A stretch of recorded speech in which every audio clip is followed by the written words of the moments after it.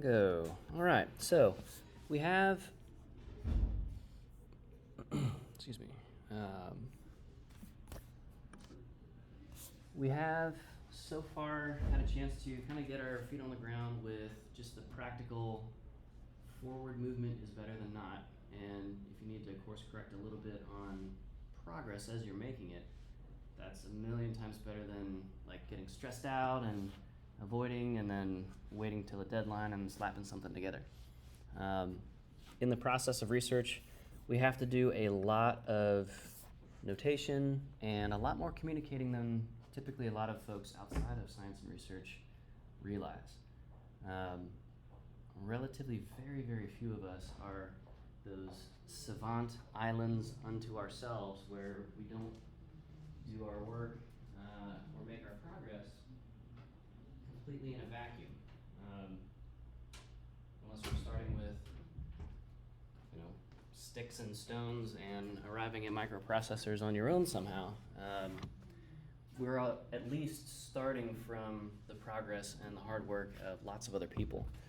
And so in most of our fields, right, it's much more explicit. And so these proposals, these conference communications, these research notes, even just the emails or the Slack posts back and forth among research group members or from a research group to a project sponsor or vice versa. It's all communication. And so being able to use the tools that we need to use in order to communicate honestly as efficiently as possible, as well as effectively as possible. We need to be getting really pretty good at some of these. So it's ultimately pretty important then that we spend some time getting to know Microsoft Word, Microsoft Excel, and not for its advanced statistical functions, more just for the managing data functions of it. We get pretty well past the capabilities of the human senses and the human mind. You and I see about 100 megapixels of visual information and evaluate that about 30 times a second. That's a lot of data input, but not a lot of it is meaningful data, right? So to the extent that we can extend those senses with cybernetic extension, that is using sensors, we can take the entire empirical world of science. Empirical is a fancy word for observed through direct human perception or through electromechanical sensors. That empirical world is pretty big, and if we can use our tools to wrangle it pretty effectively, that's a good thing. So today's class is pretty much just about how do we get Microsoft Word to do what we need it to do efficiently so that we're not spending any thought or effort on any of this markup. Again, this is called semantic markup. So we'll call our proposal title. And so the title of this proposal is going to be proposal title. And that's pretty straightforward. We don't want to ever have to retype or rewrite anything. So we want to do things like change the case to a title case, capitalize each word, right? This is faster, and more importantly than being faster, this is less thought. This is less decision fatigue for you to go to change case, change to capitalize each word, or capitalize the first letter of each word, than retyping even a single line of text.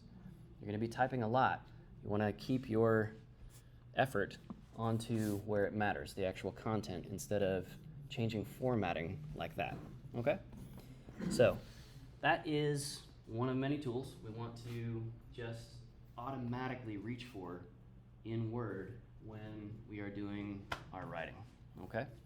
And since we're breaking this process of writing a huge document down into much smaller, less stressful chunks, we especially want to reach for those tools in that case, because it can be more tempting to just retype this one line instead of doing the text transformation automatically.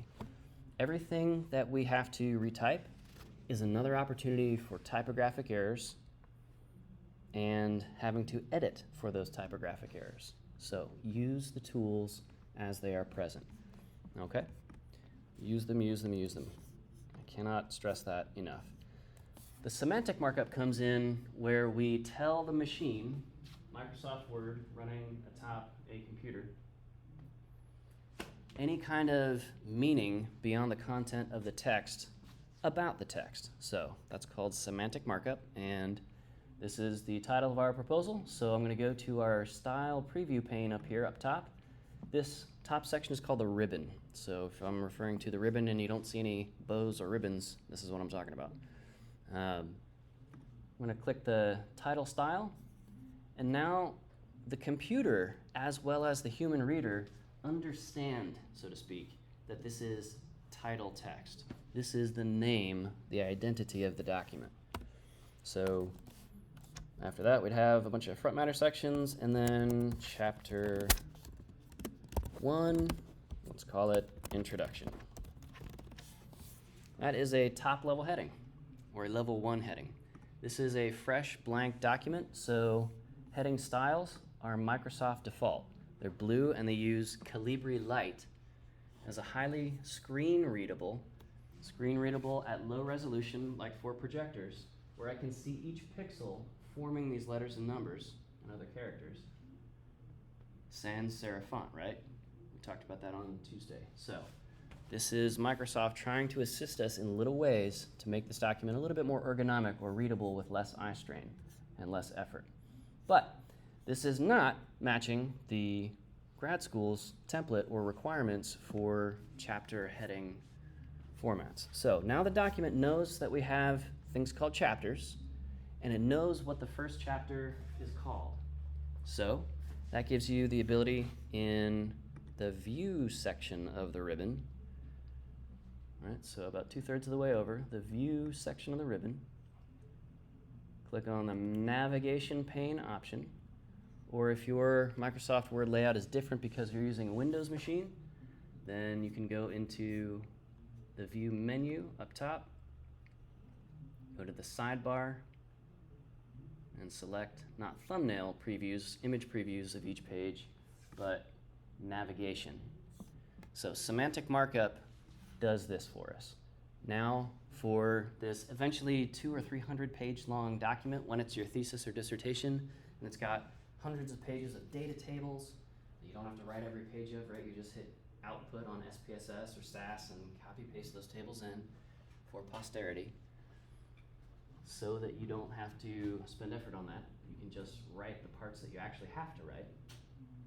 Now we can click through this sidebar and navigate through the document without having to spend, again, that cognitive tax, that decision fatigue of scrolling, oops, I scrolled past the page I need, let me scroll back up a little bit, and so forth, okay?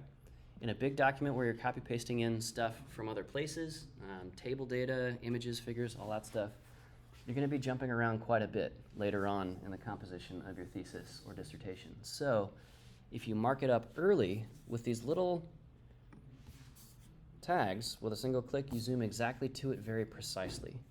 And Microsoft Word will use that semantic markup information, the metadata about the fact that this text is a chapter name, and it'll generate the table of contents for you.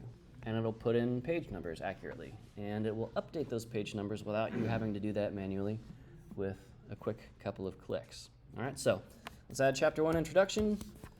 Chapter 2, review of literature, previous studies, etc. Review of literature, I can type great. Chapter 3, my methods. All right, so we want to select these, go back to the home section of the ribbon, select heading 1. Microsoft Word will typically automatically give you a preview of heading 1 and 2, even on a fresh blank document. And we'll change those heading formattings around so they actually look like the grad school here in a bit. But as you go down and start using further down, heading 3, heading 4, heading 5, when you click on heading 2, it'll start showing the preview for heading 3. So it's trying not to show you too much information all at once and overwhelm your visual field.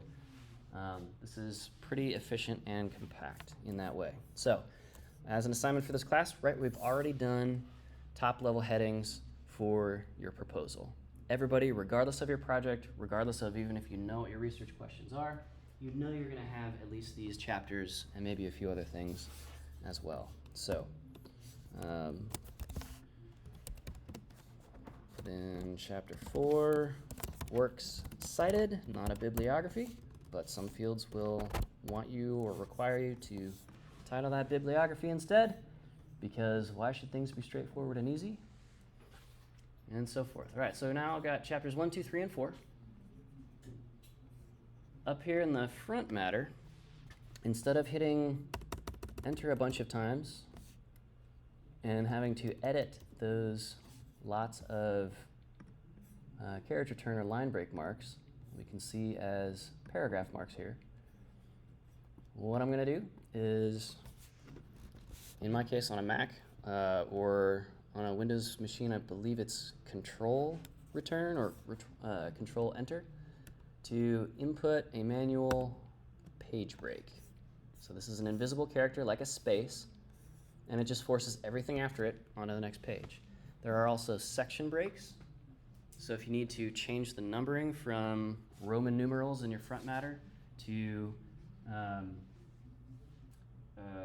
what do you call them, Latin or Arabic numerals in the body of the document, you know, the numbers 1, 2, 3, and 4 that we recognize typically here in English. Section breaks are good for that. It's an invisible semantic markup to the document saying, hey, some important piece of formatting or content is changing here, like page numbering styles. So everything before this is in section 1, everything after this section break is in section 2, and you're good to go from there. Okay? So, proposal title, now we've got like a title page, eventually. And on the next fresh page, we have our content chapters. So I'm going to hit Command in my case, Command Return again, to insert another page break. And now I've got a blank page here for all of our front matter. So now I'm going to start inserting some auto-generated stuff to save myself time and energy, and so that I have another place where I can just click and go immediately to that spot in the document. So I'm going to go to, we can insert all kinds of stuff, right? So hyperlinks, chunks of content like images, illustrations, figures, right? That's pretty straightforward, tables.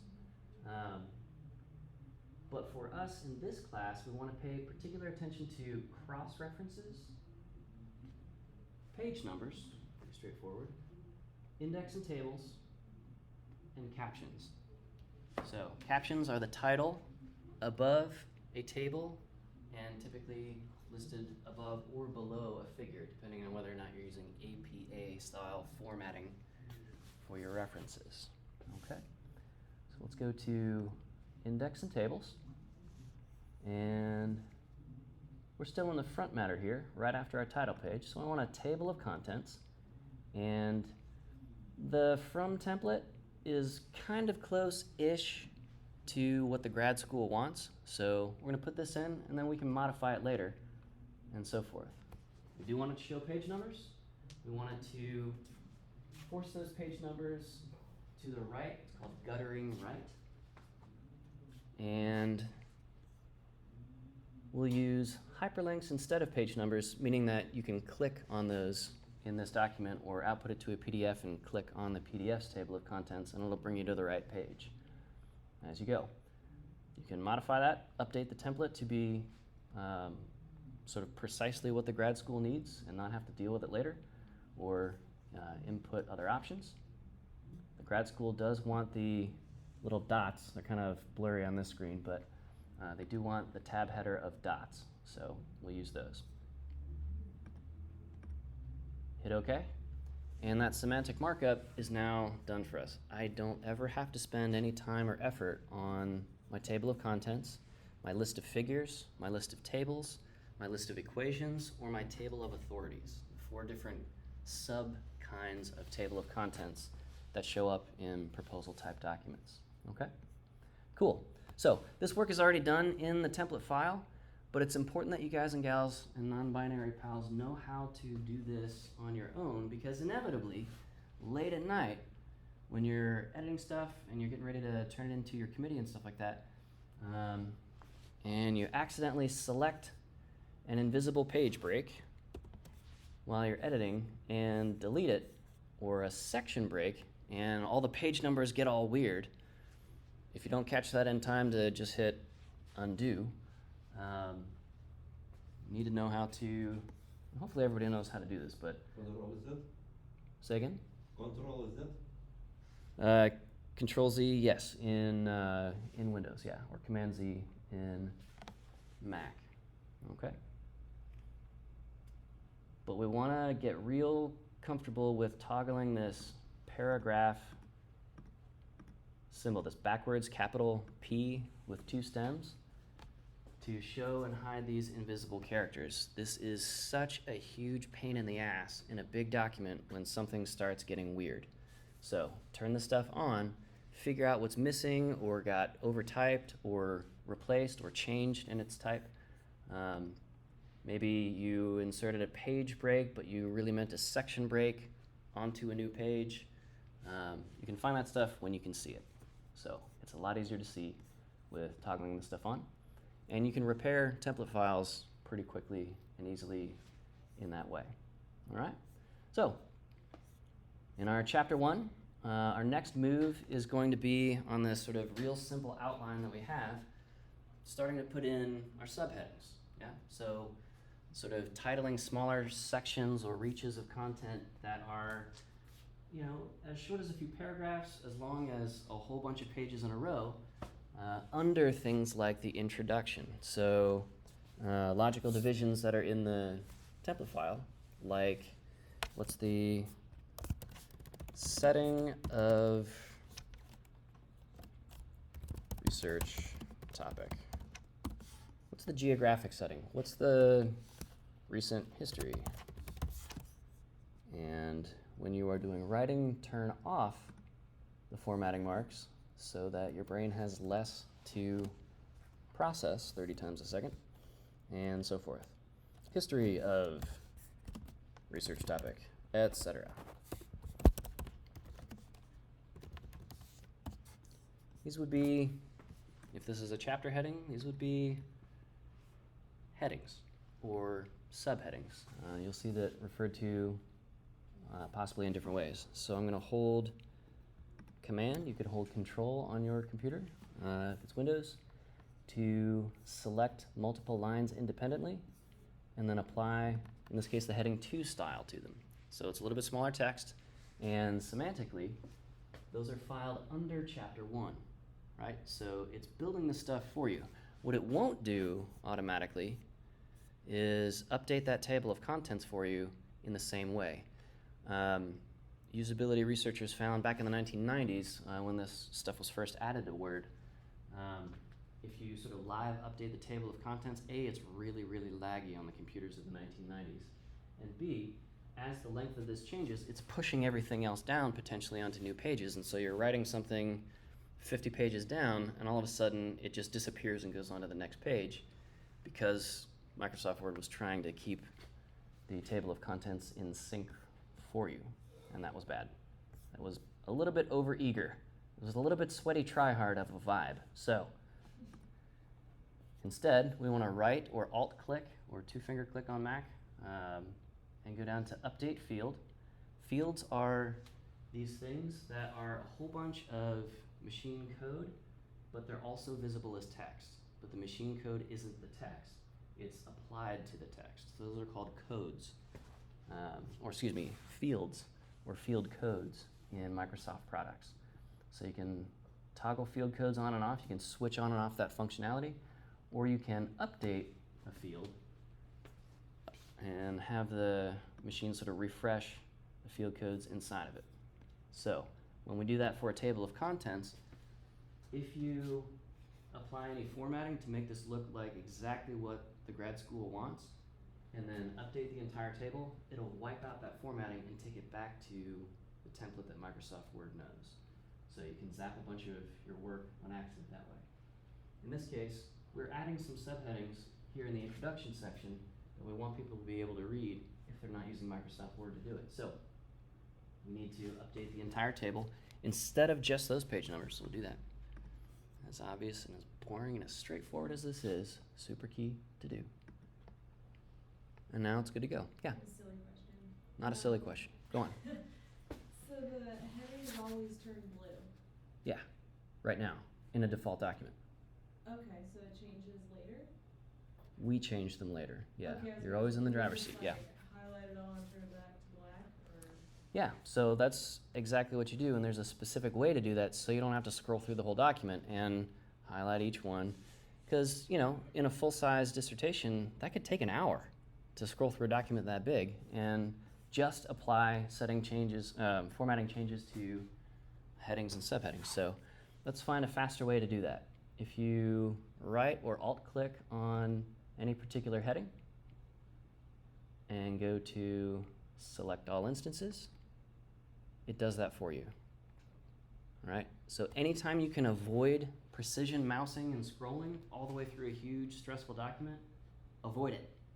All right. Do the tool approach instead. Okay? Reach for the tool. So we'll right-click on the preview chip, as it's called, of the style. And once they're all selected, or if they're not selected, then click the modify.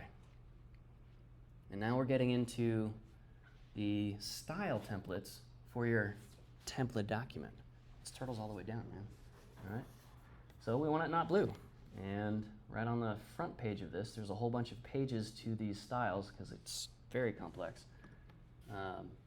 We can do that. So for this, I'm in dark mode, so automatic is going to be black text when printed, but white text when shown in dark mode. So we'll click automatic or manually select black if you like working in dark mode, but you don't trust the automatic color to come out the correct color when you're doing it. Okay? So it shows white in this dark mode preview, but black when printed, and it's done. So in this way we can change, you know, the font, the size, the color, tab stops, indents, whatever you need. You can change the justification to center or right side or whatever your particular style needs are. Okay? One important thing to do for your template files for big documents like this is define something that you want to call like paragraph text. In a default document, we'll call that normal, right? And so anytime you hit enter or carriage return to just create a new chunk of text, it's going to switch back to this normal mode and apply the default font and all that stuff. But that's typically not exactly what you need for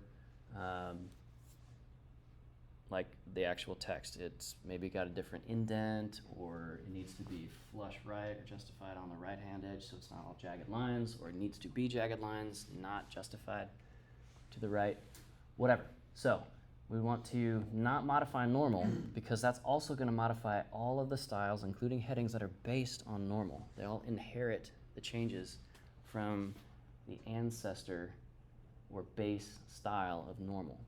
Instead, we want to head to Format, Style, and just create a new style based on normal that you call paragraph text or proposal text or what have you, and set that up exactly as you want. The template file should also have styles for things like figures, which will center the figure on the page and set the next, the immediate next style as figure caption, I believe it is, and so forth. That's called figure object on that template, I believe. And in that way, you can save a whole bunch of extra repetitive clicks. If you got to input 40 tables into your results section later on, right? You don't want to have to click 40 or 80 extra times to switch over to the figure caption style because you need a figure caption for every single one of them. So you might as well automate that stuff. Okay, so all of that is done in the Format menu, Style, and either New Style, or if you find one that's really pretty close to what you want, select that out of the list and modify it instead. Okay? Cool. It's up to you if you want to store your custom styles in the document or in normal dot .dot or .docx now, which means that when you fire up any document, including a fresh blank one like this today, you get your custom styles in that preview list instead of having to remake them for every single document. If you save your custom styles into that normal .dot or document template, you're going to accumulate a ton of custom styles pretty quickly, and they're always going to be available in all documents. So that can be a lot to sort of sift through and deal with. So make a decision yourself on whether you want to store your hard-fought modifications to styles locally in one document, this document, or in the template across all documents on this computer, okay? And I don't know if Microsoft 365 syncs your normal template across machines. God, that'd be a nightmare. Anyway, okay, so pretty cool on this stuff so far? Any questions on this? Don't be shy. If I went a little bit too fast or geeked out a little bit too much on an explanation, this is a great time to clarify that stuff. Cool. You're going to be writing a lot of Word documents the rest of your life, or at least the rest of your time here. So this is hopefully a high-impact kind of a moment, okay? The template file that you guys have and are starting to modify has example figures and so forth in it, but let's get after how to add stuff like that and make sure everything is squared away and nice and in line. So we'll change the color of our second level heading. Now it's all black when we print it out. And let's say we want to add a figure. Let's insert a picture. Let's do a stock image of like women smiling eating salads. That was a meme for a while on the internet, right? Mm-hmm. Let's use doctors. I was at the hospital this morning at 7 a.m. for kidney surgery consult. Very exciting stuff. All right, look at, just wholesome, right? Very trustworthy jaw lines. Nicely lit photo. Okay. All right, so this is our figure. It's a site map. It's a flow diagram. It's you know, whatever your particular. It's an illustrative photo of your wascobs on site for your watershed study. So this is our figure, and we would create and apply in that home tab a figure object style to it. For any figures that are not full width, it'll center it. It'll apply the correct amount of white space afterwards. So real quick, we'll go into, again, format. And we'll get off of highlighting that. So format, style. Let's create a new style called Happy Doctors Figures. Cool. Sounds good. It is a paragraph and character style, so it will affect things like font, but also formatting on the page, like leading and trailing space. That's the paragraph style. And the character style is font, font weight, font color, stuff like that. Okay, so we want it both. The style for the following paragraph, we want that to be caption, because we know that caption is, every figure has to have a caption in a document like this. And the style is going to be based on not heading 1, but whatever else we want. In this case, we'll just do no spacing. so that we can specify the spacing we need around it. In APA 8th or 9th, whatever they're up to now, we need to have one full clear space or line, double spaced line, after the figure, but after the caption, okay? So we want no spacing after this figure because the caption needs to be butted right up against it underneath. Above, we do need a full line, so 12 points of space before, and it will automatically apply that for us. Cool, looks good. Line spacing single, so 12 points means 12 points. And I got to that with this little button at the bottom left-hand corner of the previous screen, if you didn't see that. So we've got the quick style changes right on this preview pane here, but we can get into all of the gritty details. Most of our work is going to be in the paragraph section of this, which is what we were just looking at, okay? So for your chapter styles, chapter headings, we want a page break before those. Every chapter starts on a fresh page. So we would check that box on this screen when modifying the heading 1 style, but not for this figure object style. We always want to do widow orphan control and keep with next because the figure caption always needs to be on the same page as the figure. So we check this box and this will be aggressive or assertive at least in keeping that caption style next with it, okay? Keep lines together as well for this and caption styles, and it won't break a paragraph halfway through if it's a very long thing. But this whole object is going to be, this figure object is just going to be one line, so keep lines together. It keeps it nice and tidy. Hit OK on that, and we'll hit apply, not to where the cursor is currently. We'll just close it since we've saved it as Happy Doctors Figures at the bottom of our list there. Now we click on this and go to the style pane, and hopefully it gives us, oh, it does it, it's grayed out. Instead of selecting the object, we'll select the whole line. So what I did was move the mouse left, and if you need to select an entire line fast, move it to the left. The cursor now points up and right instead of being the cursor placement radical, okay? So I'm gonna select not just that, but the whole line, the invisible no space text before and after the figure.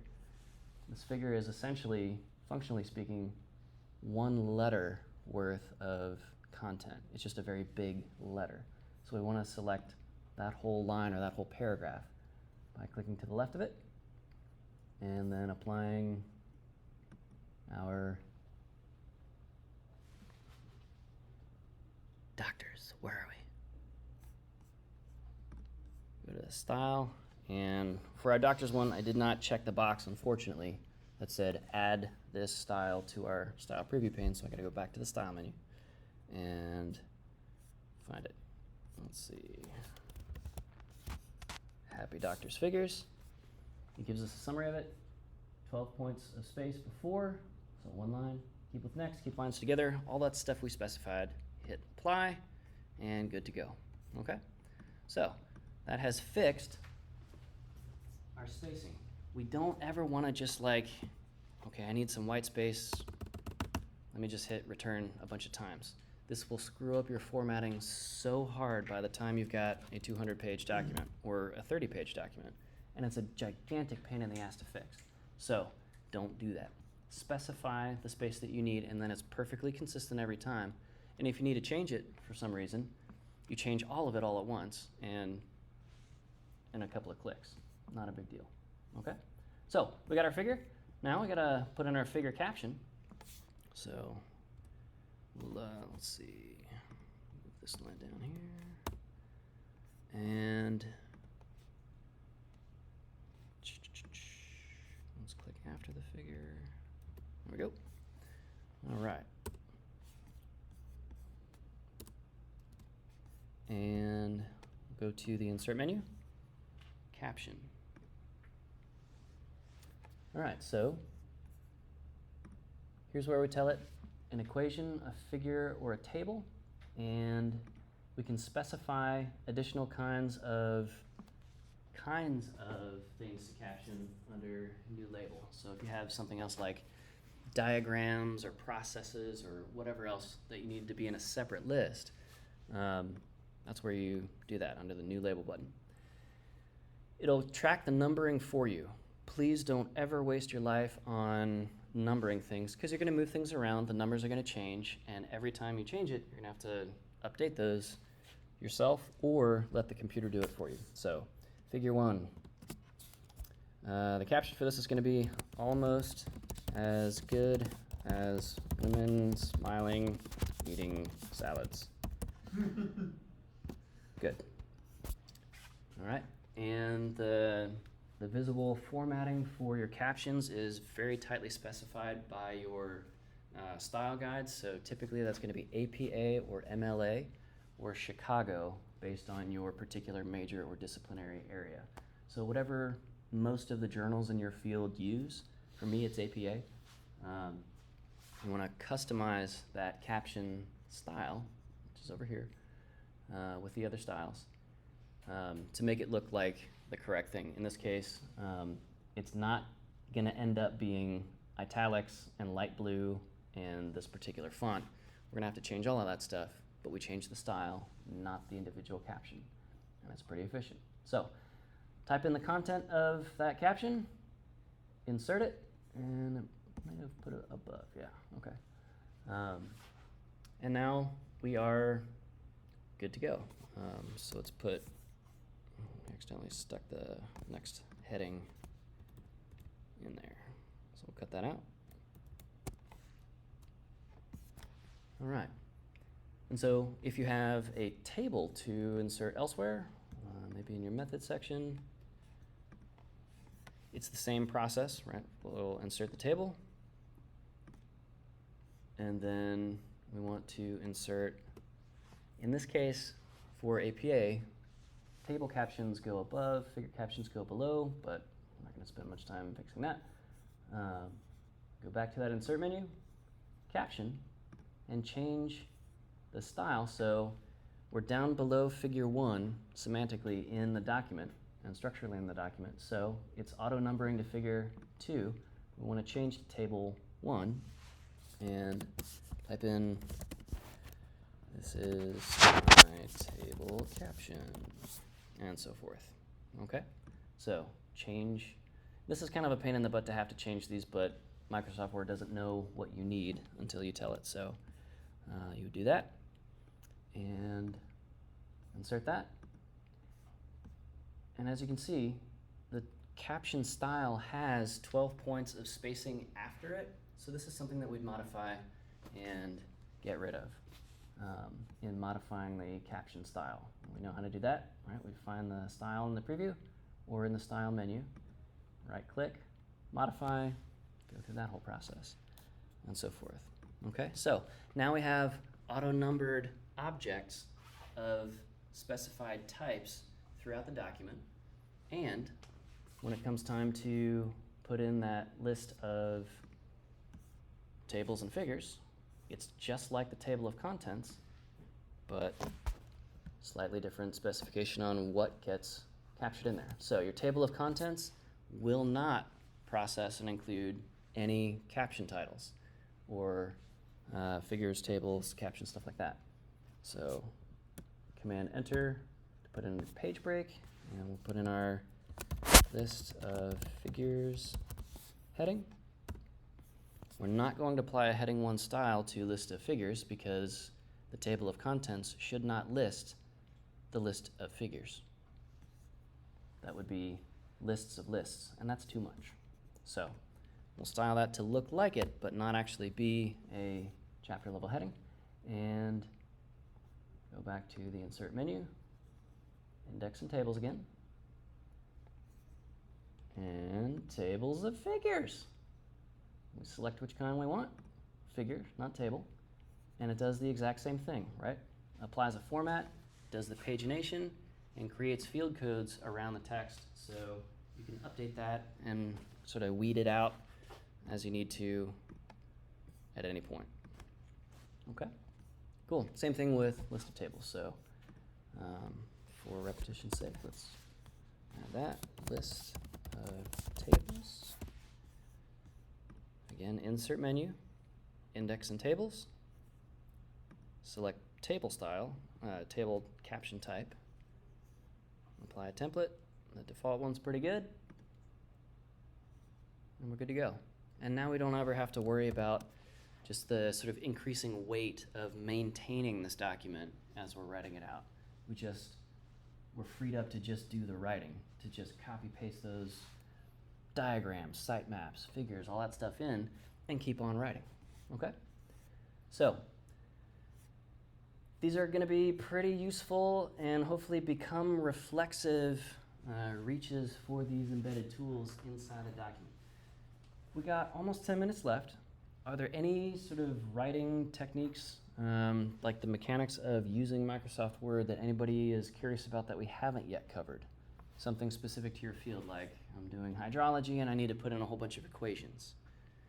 If you've never used Microsoft's equation editor, I'm in like with it. It's okay. It's not great, but if you're really serious about it, your advisor will help you learn LaTeX for extremely advanced text layout, more than you ever wanted to know, but it's really good for equations. Any techniques you guys would like to go over? I don't have any techniques, but I do have a question. Yeah. When I do go to the index and have the table of figures, Uh-huh. it doesn't let me click on table of figures. Do you have to like turn that on? Like it shows it in the top part on the little banner on top Uh-huh. as like index, table of contents, table of figures, but only index is like available for me to click on. Does that make sense? Have you added any figure captions yet for the? I didn't. I was just Yeah. So it will prevent you from adding a blank list of figures or table of figures until you have those content types in the document. Mostly so the machine code doesn't get confused. We don't want our computers to get panicky and sad. The therapy is very expensive. That's a good question, though. Yeah. They're just general questions that might maybe would be up to the graduate school or maybe your advisor or something, but Okay. like the size of the pictures and like the size of the tables, how much white space should you have in there? Should they take up a quarter of the page, half the page? Should they be super narrow, like depending on how much data you have in a table? Like, Yeah, sure. So for the audio recording here, I'm just going to restate the question. How much space should tables take up? And how much space should figures take up, and so forth? That's a formatting and style guide specific level answer. So for me, for APA, figures need to be less than one entire page. So you create the object and format it such that like a chart object you copy out of Excel, you know? It can be multiple pages long if you really wanted it to for some weird reason. You shrink it to sort of the default size in pasting it in, and that should leave about 40% of the rest of the page for the surrounding text. These days, we used to put all the figures at the end of the document and then a little parenthetical note to the typesetter to say, put figure 6 somewhere around here, wherever it sort of fits on this page. But now with everybody able to do document markup and layout, we just put all these figures and tables in line. And so we are writing, and then we paste it in, and then the next paragraph of text continues after that caption. And if the paragraph of text preceding it, like the citation or the reference for this figure, is the first third of the page, then put that figure on that page, and it'll pretty much eat up the rest of that page, including the caption. Caption always on the same page as the figure that it's referencing, or the table, or the other object. If you've got like 3/4 of a page of text, and then if you want to put the figure there, but it's definitely going to break onto the next page, you put it as the first thing on the next page, and some of the text that is after the reference to that table or figure or whatever, you'd bring that up and forward. Okay, so you'd sort of sneak it into the partway through the next paragraph, and flow it along with the text. This is one of the absolute last things that you want to do, because every edit to the text after you place an image on there, or any sort of block level object like a table or figure, it's going to start pushing stuff onto the next page, and you might have 3/4 of the previous page now blank because I had to add 3 words to that paragraph before. So it's kind of a hassle, and when you get to that stage, what you want to do is, have an edible of your choice. Maybe crack open a beer if that's your thing, and make an ironclad agreement with yourself. You're going to go through this document one time to do pagination, which is figuring out where objects need to be, moving them up so that they're on the bottom of the preceding page with its reference, or pushing them down and pushing the text up, flowing the text up in front of it or above it, so that it's the next thing on the next page, or the first thing on the next page. Because when you start, and you do it from the top to the bottom one time, and then you stop and you don't make any more edits, you're done forever.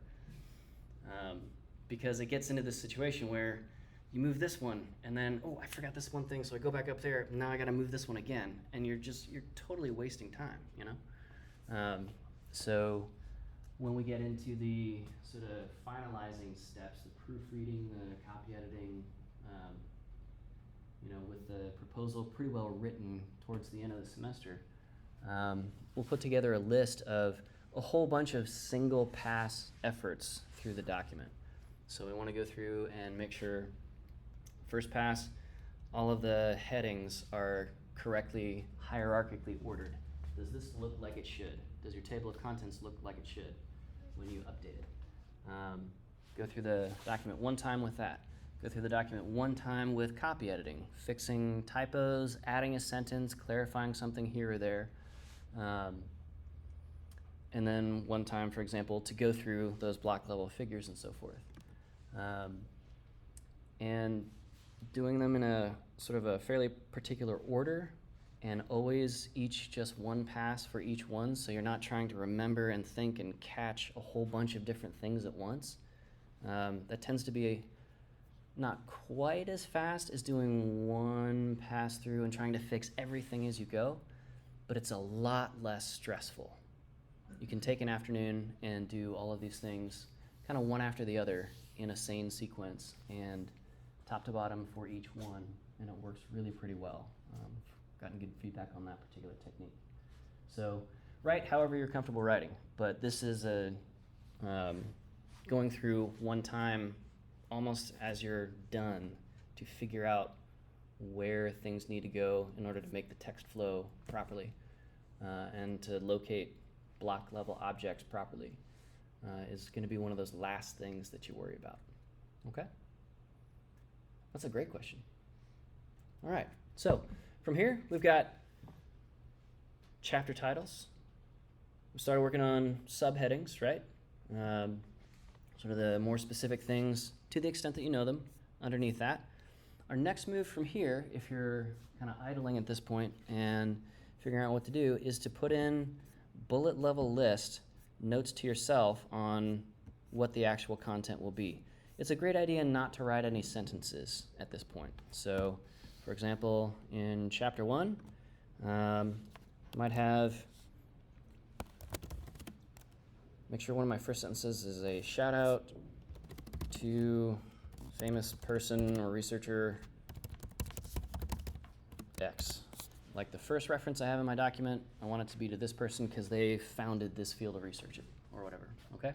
So, not a sentence, easily reorderable, easily expandable, and we want to get to a place where you're putting in these bullet level things and it's not a big deal. Like you're walking from one class to another and you think of something, so you pull up your thesis proposal on your phone and you put in one bullet point and you don't forget it.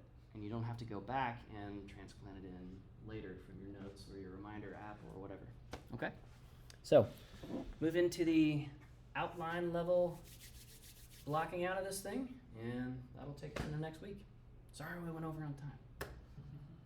But I'm around for questions if you have them.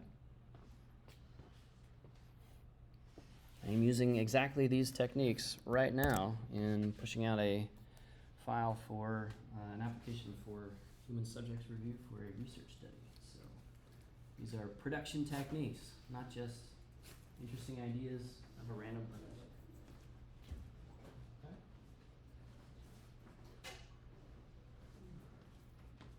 You guys have any other questions about not template stuff as we're packing up? Just please resend that email, that's all. Okay. Thank you.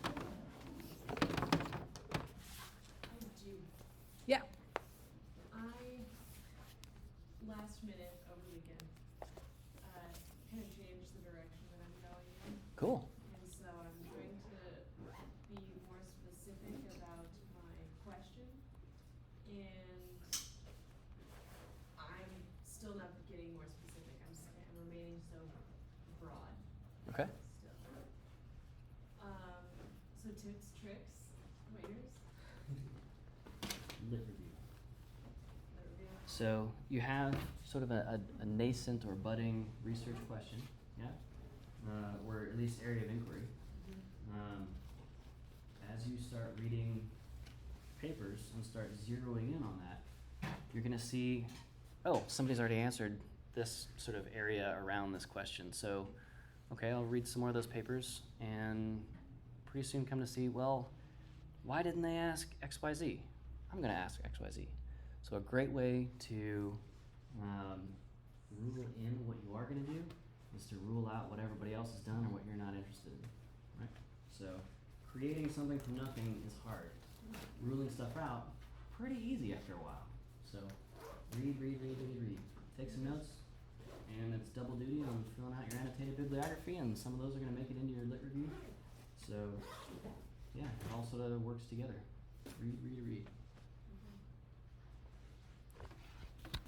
And let's hold some space for having the bravery to change your topic, right? That's a big deal, right? That's the marker of a professional. Yeah. So that's can feel like a scary wall to climb, But but maybe you will get used to that. Yeah, right. yeah. No, that's a good thing. That can be very healthy. Thank you. We don't want to stay there, like continually changing it. Yeah, but no, you know, I- sometimes that's the wise move. Well, You know? all of last semester too. Yeah. Do you have a laptop or a tablet? Yeah, I have a laptop. Okay, yeah, bring it to class, and you know, if you get hung up on something, you know, like when he was trying to add the list of tables, but he couldn't do it until he added a table caption. You know, if something like that comes up, let's deal with it right then. Because if you're wondering something, so is everybody else. You know, like we're all kind of in the same boat. So we'll figure it out. Yeah, Thank you very I'm much. happy to do that. All right, thanks. Cool.